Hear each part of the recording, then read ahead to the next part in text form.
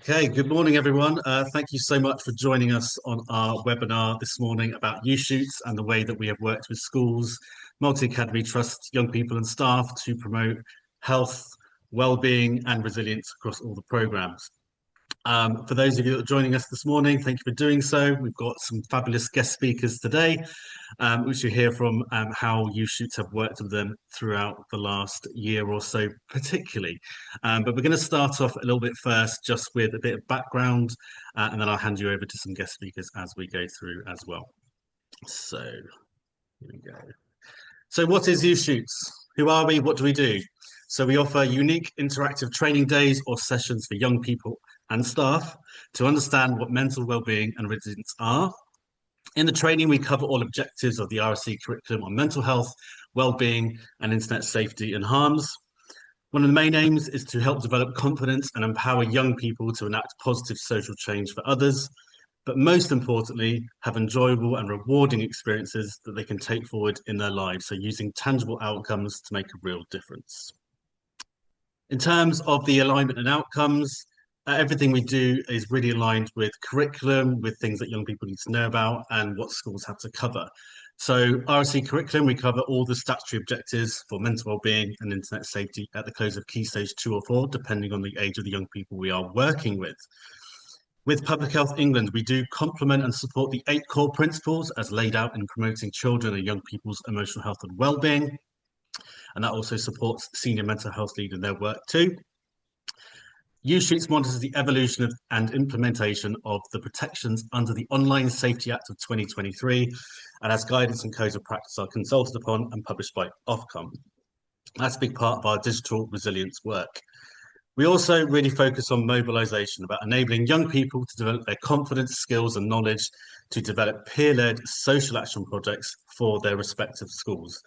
For those that have worked with me, for those that have heard with social action workshops I've delivered, it's all about young people and what they do to make a real difference moving forward. So far, it's a very young company, but we've been very ambitious with our aims so far. So across the United Kingdom and internationally within some of our schools within Greece, we have trained over 2,000 young people as resilience reps. That's not including the other 1,500 young people who've engaged in other work such as transition sessions or enrichment weeks. We've engaged with 5 multi-academy trusts so far, with more on the way, which is really exciting with our multi-school delivery model. Individual schools trained in addition to the multi-academy trusts are 43, so independent schools who've asked us to come in and do the work directly with their young people. And we have delivered staff training to over 170 staff so far, with more on the way. With that staff training, it's really focused on staff wellbeing, and our guest speakers today, Marie and Karen, have experienced the staff wellbeing session as well, so hopefully we can see how that impacts them at the same time. So I am going to hand over to the very lovely Karen Matthews, who's the Executive Head Teacher and Power Multi Academy Trust and the Strategic Lead for Inclusion. So Karen will go through and I'll go through the slides with you. So over to you, Karen. Thank you very much. You're just too nice about me, Paul. Hard act to follow. I just wanted to touch it. We worked with Paul for 2 years now consecutively, and it was really important to us that it wasn't just a one-stop thing. Sometimes you can buy into sort of training or packages when you hear about them and you deliver them and then it sort of dies a death after that. So it's really keen for us that we keep building on this because we saw the importance of it after year 1. So I just want to talk through with you some of the impact it's had for our children. So if we think about their confidence and their emotional vocabulary, they've now got a structured vocab around emotions and well-being that just helps them express their feelings more clearly. They've got the tools and the language for what it is they need to say. The interactive sessions that Paul does with them, and so through them, the work that's come on from that, the public speaking that they do and building their confidence, they are really strong communicators. We have a resilience reps team in school who are just confident to go into every classroom and deliver the messages that they know are important. The communication with staff, there's a shared vocabulary. The children are becoming more able to clearly express their well-being concerns, again, because they've got the language too. So through having that vocabulary, we can have much better staff child-child conversations, and it's really improved that. And embedding mental health language in our daily interactions, pupils are initiating those well-being conversations confidently. Pupils are seeking staff to talk to them because they know staff know that they can talk about how they feel, but they feel empowered to use that language to talk about what matters to them. And because they're peer trained, it carries more weight. They buy into this more. Next slide, Paul. You're good at this, Paul. Thank you. So Paul trained children in every single one of our trust schools as resilience reps. We've trained children across several year groups. So we've got children that can carry this on when other children leave. And the peer support, and it's really vital. The children are hearing it from the children. It's not these grown-up old people who aren't in touch with today's world who are just imparting these messages. They're hearing it from each other. So mental health is now just part of everyday conversation in our school. And I think that's probably one of the most powerful things that we have. Those resilience reps are acting as intermediaries. So it's easier for pupils to express those concerns to staff earlier on. We have some examples where children have gone to the resilience rep group to ask the resilience rep group to go with them to the teachers to share those messages, because it's just that bit of confidence that they need to share how they're feeling. And with all of the peer-led wellbeing initiatives, there's real pupil ownership. So real positive school culture that is fostered through what those children own. And as I said earlier, it's the vocab and the language. And what we've seen is our quieter children have got amplified voices. So children before who wouldn't speak, who wouldn't stand up, there's a real change and shift in the culture of the school environment for them. We've got a shared wellbeing framework. Everybody knows it. Everybody knows who our resilience reps are. If you don't, they'll quite happily tell you. They go into all our classes, they do assemblies on all of those things that are important. And there's a real aligned feel through the school, through all of our schools, on wellbeing vocabulary and behaviour concepts. And again, it's that common language we've got for discussion. So there's improved recognition of those early concerns, which is allowing us to get early intervention opportunities in. The interventions are becoming more timely because the children are identifying their own feelings and emotions earlier and having that freedom and confidence to speak.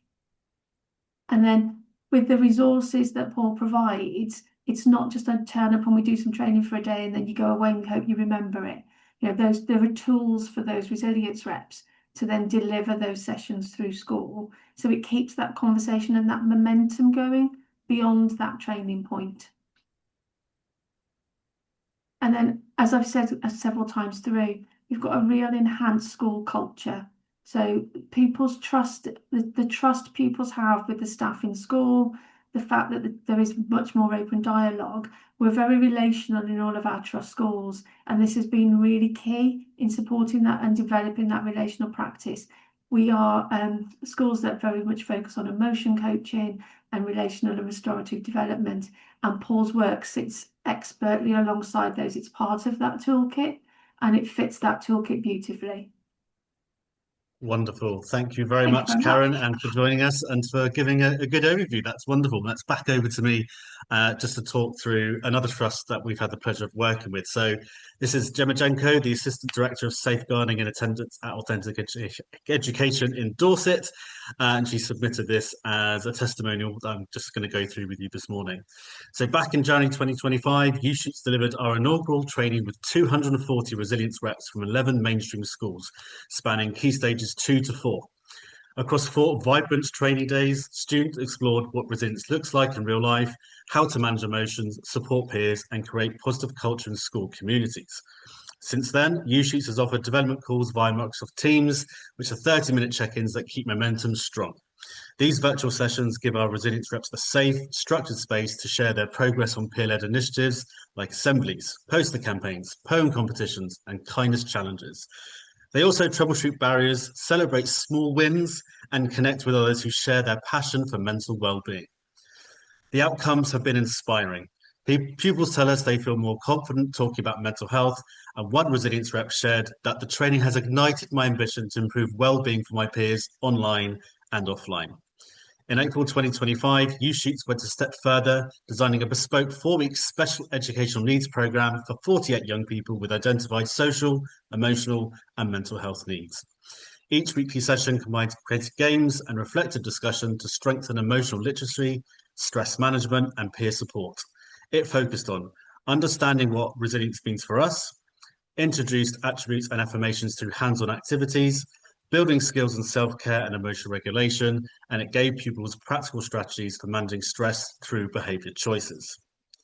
After such impact, YouthShoots returned to train a second cohort of more than 160 new resilience reps, again from our 11 mainstream schools. That brings us to over 400 trained young leaders now driving positive change, leading wellbeing assemblies, creative campaigns, and online initiatives that make a real difference. It's been incredible to witness the passion, creativity, and empathy of these young people that they bring. Together, we're building a generation that champions kindness, resilience, and belonging right at the heart of our school communities. Next, two students from our Performing Arts Academy, Leaf Studio, will tell you about the impact their training day had on them in November 2025. Go. Hi, I'm Lily May. I'm Josiah and we're from Leaf Studio. Today was really interesting to hear about a lot of different topics, including resilience and bullying and how that can affect people, especially at our young age. We learned about a lot of different perspectives with the Youth students and wanted to know more. It was really helpful to gain different ways of supporting people when they are being bullied. We want to further the projects, and if that's through assemblies or different ways. Thank you. Okay, so I'm going to hand over now to Marie Berry, who's the head teacher of Bourneville Primary School from Extend Learning Academies Network, to talk through how we developed a bespoke programme with them. Over to you, Marie. Hi, good morning, everybody. Thank you. So we reached out to Paul when we had a project already in place, which was our anti-bullying ambassadors, and we'd run a conference previously, which had been really successful, bringing together lots of different agencies. But when I saw the work that YouthShoots was doing and sort of was able to sort of have some pre-conversations with Paul, we thought that actually bringing one organisation in to run this might actually be a good way forward. So we collaborated with Paul to kind of to design a bespoke project, really thinking about what we were looking for in developing our anti-bullying ambassadors across the schools. This was a really good piece of work. It brings together schools from across our trust, all children in year 5. We kind of had a programme of work to sort of build that capacity into year 6 for those children. The day was absolutely fantastic that the children came and spent with us. It was that real strong focus on pupil voice, really thinking about what the children were telling us. We have an issue, I'm sure lots of people see, is what is bullying and what's peer conflict, and having those conversations with pupils and giving them the times to actually discuss with the adults from their schools that had come along to really understand what's going on in their schools, and come up with some really good strategies around moving forward with that. And I think the feedback from the staff were the children were really engaged with the project. They were really excited and came away with some real good takeaways. And certainly the head teachers I've spoken to since have talked about how the children have used some of those strategies, some of that language that was developed. I sort of echo what Karen was saying about sort of giving those children the words that they need to say when they're talking about things like anti-bullying and those peer situations that happen in school all the time. So those bespoke sessions were about building those resilience and those skills. And I think for our children, we serve an area of very high deprivation. So actually giving children the skills and the challenges that they need to build that resilience, dealing with peers, and actually building those resilience in their relationships as well was really important. And we talked a lot about, and we worked a lot about how to seek help, and what to do about it when they notice bullying in the playground, when they notice it amongst their peers.